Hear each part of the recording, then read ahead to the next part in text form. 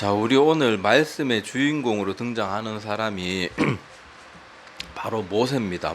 모세는 뭐 교회 다니는 사람들도 잘 알 뿐만 아니라 모세는 뭐 교회 안 다니는 사람도 대부분 뭐 골리앗과 다윗 뭐 이것도 알고 모세 정도는 교회 안 다니는 사람들도 다 알 정도로 굉장히 유명한 인물이죠. 그리고 이스라엘 백성들이 제일 존경하는 사람이 바로 모세입니다. 왕 중에는 다윗이고, 그리고 뭐 성경에 나오는 인물들 중에 다 통틀어서 따져보면은 특히 이스라엘 백성들, 지금도 저기 유대인들이죠, 제일 좋아하는 인물 중에 한 명이 바로 이 모세입니다.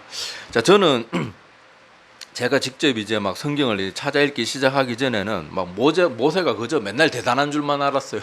되게 대단한 줄 알고 그랬는데, 오늘 읽은 본문 말씀에 보면은 모세도 우리와 별반 다를 것이 없는 한마디 부담 많이 가지고 자신의 약함을 알고 또 하나님이 사명 주실 때도 막 그거 요리조리 피하려고 막 애를 썼던 그런 모습들을 제가 성경 읽으면서 그때 처음 알았어요. 그 전에 이런 이야기가 성경에 기록되어 있는 줄도 모르고 막 모세는 홍해를 갈랐다, 막 만나와 메추라기를 내리고 막 뭐 그런 것만 알았지, 이렇게 인간적인 모습은 성경을 제가 이제 직접 읽으면서 그렇게 알게 되었어요. 그래서 성경을 제가 늘 말씀드리지만은 제 사명은 여러분한테 말씀 잘 전하는 게 아니고, 그거는 한참 뒤에 우선순위고, 제 사명은 여러분들이 스스로 성경 읽고 성경에 빠져들게 하는 거, 그게 제 사명입니다.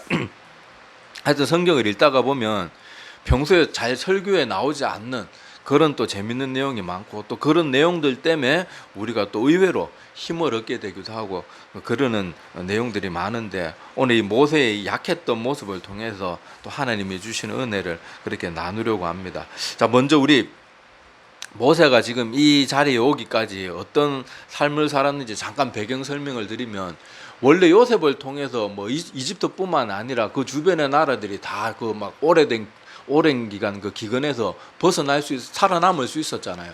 그런데 요셉 때문에 그렇게 큰 은혜를 받아놓고 세월이 점점 오르면서 이집트 사람들이 어떻게 했는가 하면은 그 이스라엘 백성, 특히 요셉으로부터 받았던 그 은혜는 까맣게 잊어버리고, 이제 그 자기들 사실 그 요셉과 그 후손들 아니었으면은 자기들 살아남지도 못했을 텐데 나중에 어떻게 합니까?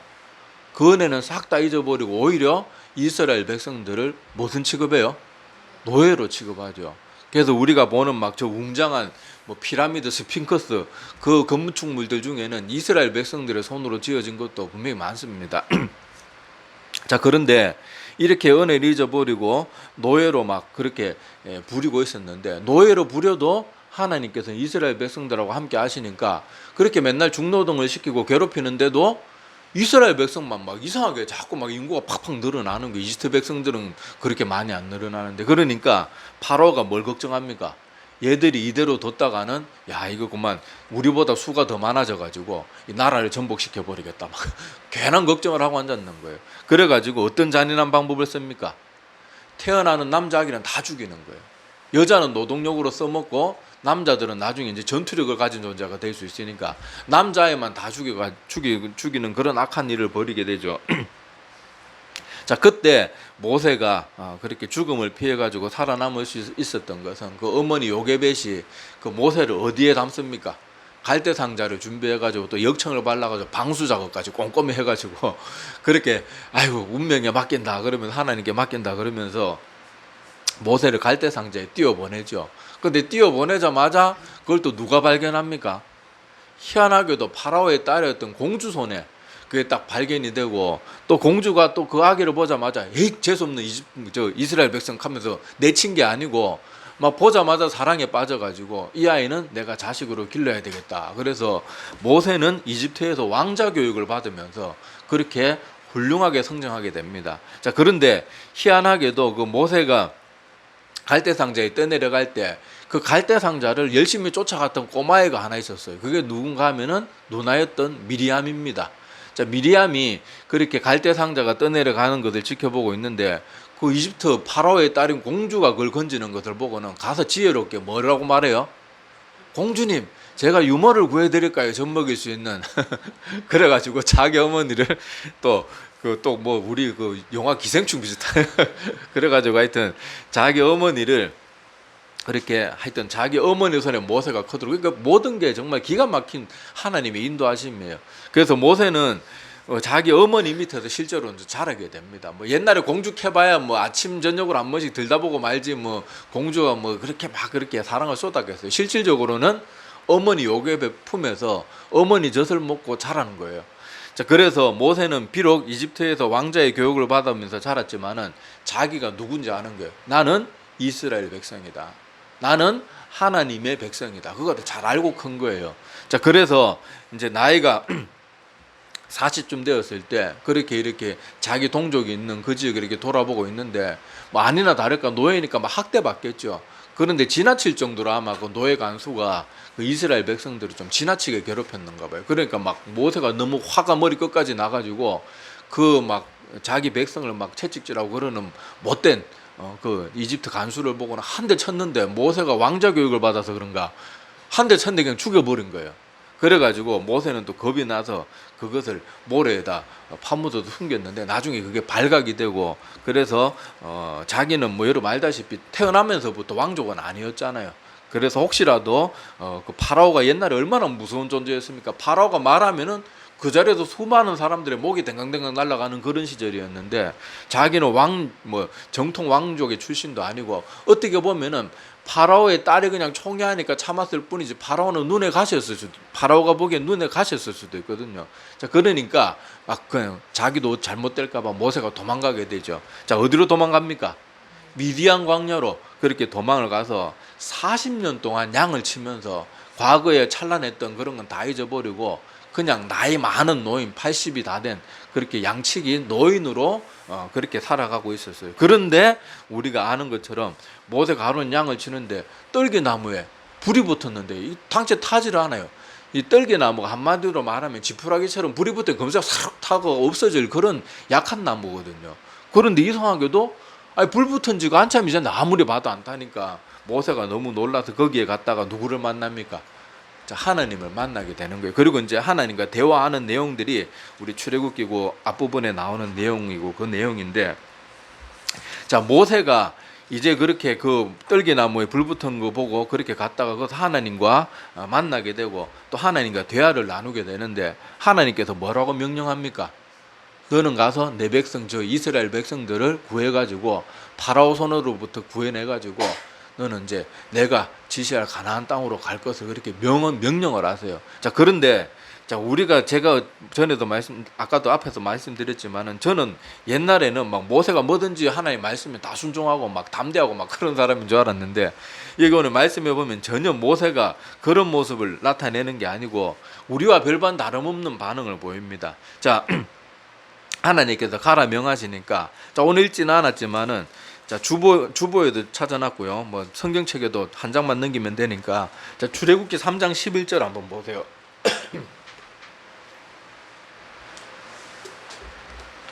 자, 출애굽기 3장 11절에 보면은, 자, 모세가 하나님께 아뢰되 내가 도대체 누구기에 바로에게 가며 이스라엘 자손을 애굽에서 인도하여 내릴까? 그러니까 하나님, 그런 명령을 저한테 하셔봐야 저는 한낱 목동일 뿐이고 이제 나이가 80이 오자 노인입니다.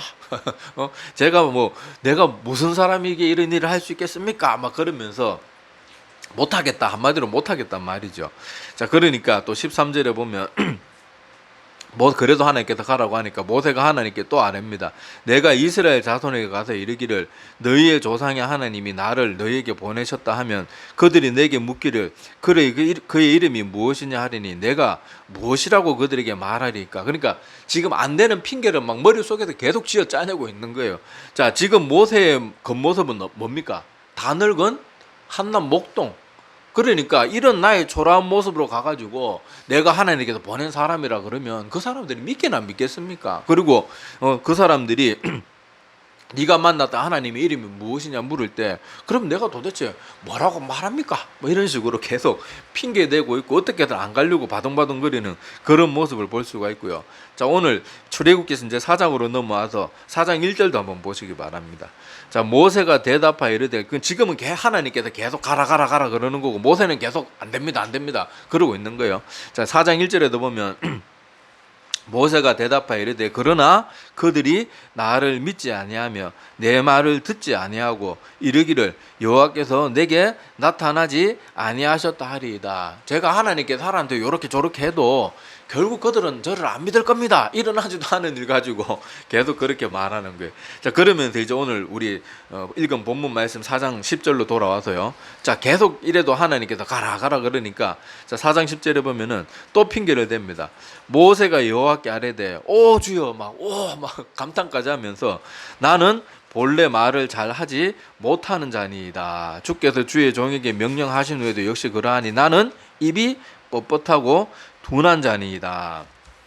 계속 핑계를 대는 거예요. 그러니까 이제 하나님께서도 막 답답하기 시작한 거예요. 4장 11절에 보면 여호와께서 그에게 이르시되 누가 사람의 입을 지었느냐 누가 말 못하는 자나 못 듣는 자나 눈 밝은 자나 맹인이 되게 하였느냐 나 여호와가 아니냐. 네가 입이 뻣뻣하고 둔하다 그러는데 그렇게 한 것도 나니까 얼마든지 내가 늘 들었을 수 있다. 자꾸 변명하지 마라. 그런 식으로 하나님께서 명령하신 거예요. 자, 그러니까 이제 모세가 핑계를 대다가 수많은 핑계를 대고 발버둥을 쳐도 하나님께서 안 된다 가라 그러니까 자, 오늘 4장 13절 보세요. 자, 오늘 말씀의 제목이기도 한 그 내용이 나오는데 자, 모세가 마지막으로 뭐라고 항변하는가 하면 이제 더 이상 변명되고 핑계댈 게 다 떨어졌어요. 자, 그러니까 모세가 뭐라고 말합니까?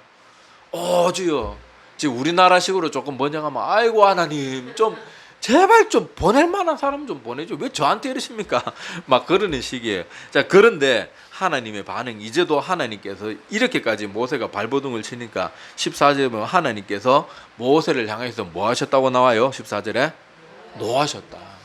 그러니까 하나님이 하라 그러는데 계속 발버둥 치면은 하나님께서도 진노하시는 거예요.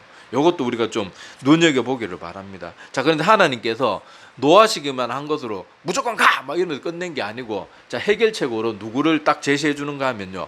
형 아론은 여기 오늘 말씀해 보니까 말을 조리 있게 잘하는 사람이었던 것 같아요. 그래서 내가 그렇게 네가 그렇게도 자신이 없고 내가 그렇게 너와 함께 한다 그랬는데 그것도 그렇게 못 믿겠으면 좋다. 내가 내 형 아론이 말 잘하는 거 내가 누구보다 잘 알고 있는데 네 형 아론을 붙여줄 테니까 가라. 그리고 15절에 너는 그에게 말하고 그의 입에 할 말을 주라. 내가 내 입과 그의 입에 함께 있어서 너희들이 행할 일을 가르치리라. 자, 내가 내 형 아론과 너 모세 네 입에 내가 함께 있을 테니까 걱정하지 말고 가라. 그러니까 이제 모세가 더 이상 못 버팅기고 이제 사명을 수락하게 되는 그 내용이 오늘 읽은 본문 말씀에서 나오는 그런 내용입니다. 자, 제가 이 내용을 왜 말씀드리는가 하면요. 성경에 나오는 수많은 인물들도 우리는 막 그 사람들이 업적만 자꾸 듣다가 보니까 어떤 생각을 가져요? 저 사람들은 태어나면서부터 우리하고 뼛속까지 다른 사람이다. 저 사람들은 우리하고 근본부터 다른 사람이다. 자꾸 이런 생각을 가지고 있어가지고 설교 말씀을 막 듣고 위대한 사람들의 얘기를 들으면 자꾸 남의 이제 불량 구경하듯이 저거는 모세니까 저거는 다윗이니까 저건 바울이니까 그런 거지.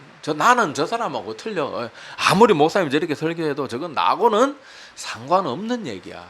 자꾸 마음속에 그렇게 생각을 하든 생각하지 않든 무의식적으로도 그런 생각을 하는 경우가 많고 또 의도적으로도 자꾸 그렇게 생각해. 분명히 하나님의 말씀을 듣고 하나님의 말씀에 자극을 받고 내가 이제 뭔가 해야 되겠다는 건 분명히 깨달았는데 그거는 대단한 사람들이나 하는 거지. 그 믿음 좋은 사람들이나 하는 거지. 그 목사나 장로들이나 하는 거지. 이런 식으로 분명히 하나님이 그 말씀 나에게 주신 건데 자꾸 그런 식으로 생각하면서 차일피일 미루는데 계속 그렇게 하면 하나님께도 어떻게 하신다고요? 진노하시는 거예요. 그걸 우리가 좀 생각해 봐야 됩니다. 자, 그래서 우리가 하나님께로부터 말씀으로 은혜를 받고 뭔가 행동을 해야 되는 걸 깨달았을 때 우리도 모세가 이렇게 연약했을 때 이 모습과 같은 그런 생각을 자꾸 하는 거예요. 아유, 나 같은 게 뭘 하겠어. 나는 40년 동안 그렇게 도망자 신세로 살다가 40년 동안 이 미디안 광야에서 양이나 치고 있는 그런 한낱 늙은 노인일 뿐인데 내가 뭘 할 수 있겠어. 아이고, 나는 말빨도 없고, 아이고, 목사님들이야 말도 잘하지만은 아이고, 나는 말도 못하고 사투리도 심하고 특별한 재주가 있는 것도 아니고 막 이런 생각들을 하면서 말씀을 듣고 분명히 찔림을 받고 하나님께로부터 사명을 받았음에도 불구하고 이런 식으로 하나님께서 주신 기회들을 놓치고 있는 사람들이 어마어마하게 많을 거예요. 저도 이 사역의 길을 가야 된다는 거 어렴풋이 깨달았을 때 저도 3년이나 도망다녔습니다. 3년이나. 심지어 또 신학교 다 합격, 기적적으로 합격하고 그걸 다 체험하고도 또 목사하면서 안 받으려고 또 2년이나 버팅했는데 진짜 하나님이 진노하셔가지고 어쩔 수 없이 막 목사하면서 받고 그랬는데, 근데 그렇게라도 돌아오면 다행인데 저같이 그냥 그렇게 그런 식으로 끝나버린 사람이 얼마나 많을까요? 제가 전에 신학교 때 저하고 아주 친한 그 지금 탄자니아에 가 있는 그런 목사님이 그런 얘기를 하시더라고요.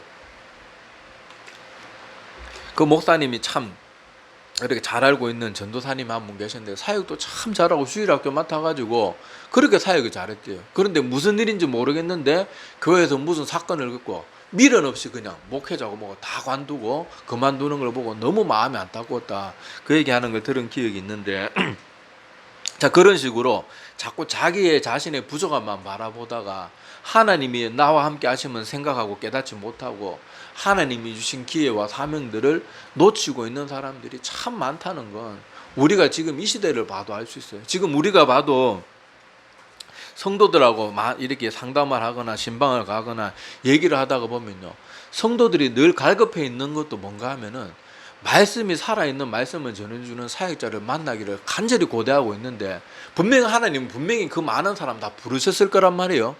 그런데 많은 사람들이 그 부르심을 받고도 그 길을 가지 않기 때문에, 물론 뭐 지금 남아있는 목회자들은 다 형편없다 그런 말 하는 게 아니고 훨씬 더 많은 사람들이 함께 힘을 합해가지고 약한 성도들을 끌어줄 수 있는 그런 사명자들이나 선교사님들이나 아니면 교회 봉사자들이 분명히 많이 부르심을 입었을 텐데, 모세가 처음에 약했을 때 이런 모습과 같은 이런 핑계들 때문에 여전히 머뭇거리고 주저앉아 있거나 아니면은 이미 기회를 놓쳐버려가지고 다시는 그 기회를 얻지 못한 채로 인생을 허비하고 있는 사람들이 분명히 많다는 거예요. 저도 사역하다가 보면은 어떤 사람들은 야, 저 사람은 사역자로서의 자질이 있는데 왜 저러고 있지? 이런 청년들이나 그런 뭐 집사님, 젊은 집사님 이런 분들이 사역하다 보면 참 많이 보여요. 근데 그런 사람들 보면은 마음은 착하고 한데 지나치게 겸손해요. 지나치게. 분명히 그냥 가면 되는데 그 사람들 얘기해보면 저 같은 건 못합니다. 그게 겸손인 줄 아는데 그 겸손이 아니라니까요. 그건 겸손이 아니고 또 다른 교만이에요. 하나님은 지금 모세에게 말하고 있는 것처럼 내가 네 입에 할 말도 주고 막 지팡이도 변하게 하고 네 손을 넣었다 빼면은 문둥병이 나았다가 생겼다가 다 주겠다고 하는데 뭐라고 말해요? 그래도 저는 안 됩니다. 이건 뭘 말합니까? 하나님이 아무리 대단해도 저 같은 사람을 통해서 일할 수는 없다는 게 얼마나 교만한 말이에요. 근데 조금 겸손이 잘못 들어간 사람들은요, 그게 겸손인 줄 알아요. 아유, 목사님 저 같은 게 뭐랍니까? 저 같은 것도 목사합니다 그냥. 저라고 뭐 이런 마음 없겠습니까? 저는 이런 말씀 깨닫고 나서도 지금도 기도하다가 보면 정신 집중 안 하고 기도하다가 보면 기도가 3000%로 빠져가지고 저도 한 번씩 지금도 그런 기도할 때가 있어. 아이고 하나님, 저 같은 사람 목사하면 안 되는데 제가 왜 이러고 있습니까? 하나님, 다른 사람들 보내십시오. 기도에 집중하다 보면 믿음 가운데 깨있지 않고 이런 말씀 까먹으면요, 이 길을 가고 있으면서 그러고 있다니까요. 그게 우리 인간의 본성이기 때문에 항상 이런 말씀들을 통해서 자기 자신을 또 다잡고 바로 세우고 내가 하는 게 아니고 하나님이 하신다는 것을 꼭 기억해야 됩니다. 자, 다시 한번 출애굽기 4장 11절과 12절을 보시기 바랍니다. 자, 여호와께서 그에게 이르시되 누가 사람의 입을 지었느냐, 누가 벙어리나 기먹이를 만들었느냐. 그러니까 한마디로 네 마음이 좀 약할 수도 있고, 네가 촌놈으로 태어났을 수도 있고, 네가 흙수저로 태어났을 수도 있고, 네가 어디 몸에 장애가 있거나 뭐가 있을 수도 있는데 그게 뭐의 걱정이냐? 그렇게 만든 게 누구냐? 나 여호와가 아니냐? 내가 그렇게 만들었으니까 뭐도 할 수 있어요. 늘 고칠 수도 있고 늘 들었을 수도 있고 얼마든지 할 수 있는 게 난데 왜 자꾸 너는 네가 어떻다 저떻다 그것만 자꾸 말하고 있느냐. 지금 그 말씀을 하시는 거예요. 자, 그러면서 12절에 보면 더 이상 하나님께서 단어 모세의 변명을 들어주는 게 아니고 12절에 뭐라 그럽니까? 이제 가라. 자꾸 변명하고 쓸데없는 소리 하지 말고 가라. 그러면서 무슨 약속을 주세요? 내가 내 입과 함께 있어서 할 말을 가르쳐 줄 테니까 이제 입 닫고 가라는 거예요. 그걸 우리가 기억해야 됩니다. 자, 모세를 한번 생각해 보시기 바랍니다. 자, 여러분, 모세가 그렇게 이집트에 막 10가지 재앙을 그렇게 막 하고 그렇게 했을 때 모세가 있는 건 단지 뭐 했습니까?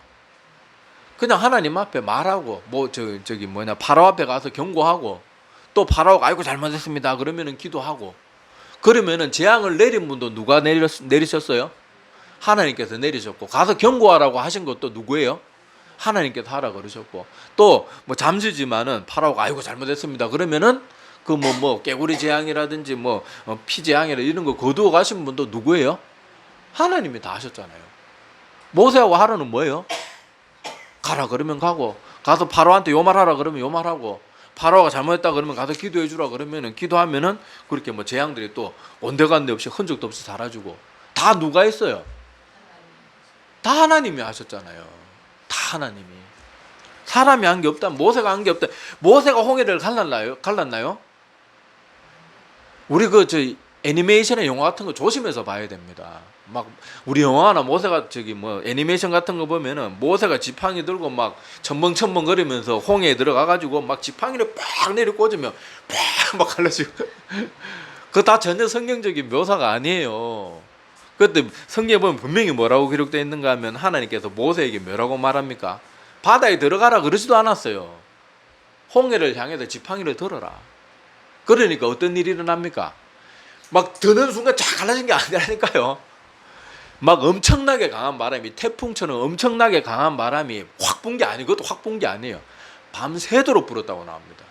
어마어마하게 큰 바람이 그 홍해라는 어마어마한 물의 양을 갈라내야 되니까 그게 1, 2초 만에 일어난 일이 아니라니까. 애니메이션의 영화처럼 밤새도록 그 어마어마하게 큰 바람이 쫙 조금씩 갈라내는 거예요. 사람이 그 60만 장정만 60만 명, 거의 200만 명이 넘는 사람이 건너갈 수 있도록 넓은 길을 어마어마하게 강한 바람을 부리셔 가지고 이렇게 쫙 갈라낸 거예요. 영화처럼 그렇게 하지 않았다니까요. 성경에 보면 묘사가 얼마나 구체적이고 과학적으로 되어 있는지 몰라요. 그래서 그 바람이 계속 부니까 그 물이 양쪽에 벽이 되었더라. 그렇게 기록이 되어 있고, 얼마나 묘사가 정확합니까? 오히려 막 지팡이 내려 꽂으니까 쫙 가는, 그게 전혀 성경적이지 않고 그게 비상식적이죠. 오히려 성경의 묘사들을 보면 기적 가운데서도요, 정말로 개연성 있고 우리가 납득할 만한 그런 모습들이 정확하게 묘사가 되어 있다니까요. 여러분, 제가 뭐 그 얘기 여러 번 드렸잖아요. 여러분들이 접시물에 이렇게 물을 받아 놓고 여러분 입을 한번 훅 불어 보세요. 그럼 분명히 물로 채워져 있는 접시였는데 내가 입으로 바람을 세게 불어넣으면 어떻게 돼요? 그 부분은 마른 접시 바닥이 드러나잖아요. 하나님이 볼 때는 홍해도 접시물보다 약한 거예요. 하나님께서 입기만 한번 불면 쫙 갈라지는 겁니다. 그래서 홍해가 갈라진 거거든요. 자, 하여튼 간에 이렇게 홍해를 가르신 것도 다 하나님께서 하신 거예요. 하나님께서. 모세가 한 게 아니고. 그런데 우리는 자꾸 막 모세가 갈랐니? 모세가 만나와 메추라기를 갈랐니? 자꾸 그런 생각들에만 빠져가지고 내가 아는 게 아니고 나를 통해서 하나님이 한다는 이 중요한 사실을 자꾸 잊어버려요. 그러니까 아이고 저는 안 됩니다. 아이고 나는 안 됩니다. 나 같은 게 뭘 하겠습니까? 아이고 뭐 이래가지고 뭘 합니까? 아이고 저는 안 됩니다. 저는 안 됩니다. 다른 사람은 다 돼도 저는 안 됩니다. 나를 보내지 말고 저 사람을 보내셔서 맨날 그러고 분명히 하나님 나한테 말씀하고 계시는데, 그러니까 우리가 그래서는 안 돼요. 자, 끝으로 마치면서 한번 우리 실질적인 기독교 역사 속의 인물들을 우리가 한번 가만히 생각해 봅시다. 자, 성경에 나오는 인물들 중에는요, 아브라함, 우리 막 아브라함도 믿음의 조상이라면서 막 그러는데, 아브라함도 자기 사라가 워낙 초미인이잖아요. 할머니 나이 다 됐는데도 주변 사람들이 보고 홀딱 빠질 정도로 미인이니까 얼마나 예뻤겠어요. 그러니까 아브라함이 자기 아내를 뭐라고 속입니까? 2번이나 여동생이라고. 솔직히 여러분들이 그 여자라고 생각해보세요. 얼마나 자존심 상하고 기분 나빠요. 남자가 날 지켜주지는 못할 망정 지목 달아날까봐 자기 아내인데 여동생이라고 얼마나 기분 나쁘겠어요. 자, 그런데 그거를 2번이나 그렇게 거짓말을 했던 그런 모습이고, 여러분 야곱은 여러분 말할 것도 없이 성경 읽어보면 야곱은 솔직히 좀 인간적으로 실망스러운 모습이 참 많고 얍삽하고 막 그런, 솔직히 저는 야곱 크게 마음에 안 들어요. 차라리 에서가 조금 불쌍하게 느껴지고 그러는 모습들이, 야곱도 보면은 약삭 빠르고 막 장깨 자주 부리고 막 그런 연약한 사람이었고, 자, 삼손도 힘은 천하장사였는데 이 여자 치마폭에서 벗어나질 못해요. 벗어나질 못하는 그런 사람이었고, 여러분 우리가 잘 아는 다윗도 대단한 사람이었지만은 다윗도 끔찍한 실수들을 저지르잖아요. 그런 연약한 모습들이 다 있었고, 또 베드로는 어땠습니까? 베드로도 예수님의 수제자라고 하는데 한 번씩 보면은 덤벙덤벙거리고 사람이 조금 뭐 이렇게 꼼꼼한 게 없고, 여러분 만약에 여러분이 사업을 하는데 베드로 같은 사람하고 사업하겠습니까? 저 같으면 베드로하고 사업 안 할 것 같아요. 막 말만 앞서고 뭐 꼼꼼한 게 없어. 자, 그런 사람이었습니다. 자, 그 외에도 뭐 사도 바울도 막 성격이 격해가지고 막 기독교인들 잡아 죽이고 막 모독하는 말 하게 하고 그러고 온갖 못된 짓 다 했던 사람이고, 우리 뭐 성경에는 아니고 좀 근대사로 와서 우리가 잘 아는 무디 같은 목사님, 무디는 초등학교도 제대로 졸업을 못했어요. 그래서 구두수선공으로 그렇게 일하고 있었는데, 그래서 설교할 때도 문법이 종종 틀렸다고 합니다. 그래서 그것도 지적하는 인간도 있었고, 그래서 그때 내가 그 얘기로 많이 드렸잖아요.